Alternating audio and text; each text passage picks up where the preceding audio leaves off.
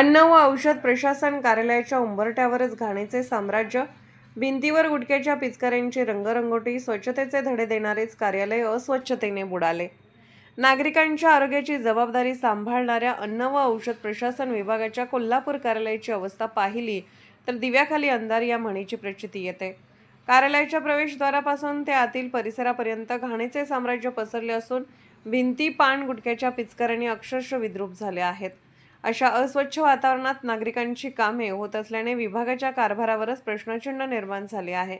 एकीकडे अन्नपदार्थाच्या स्वच्छतेची तपासणी करणारा आणि नागरिकांच्या आरोग्याचे रक्षण करण्याची जबाबदारी पार पाडणारा विभाग, तर दुसरीकडे स्वतःच्या कार्यालयातील अस्वच्छतेकडे पूर्णपणे दुर्लक्ष झाल्याचे वास्तव समोर आले आहे।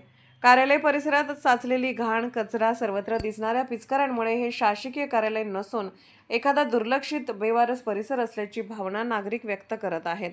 स्वच्छ भारत अभियानच्या घोषणा कागदावरच राहिल्या आहेत का असा प्रश्न या कार्यालयाची अवस्था पाहिल्यानंतर उपस्थित होतो।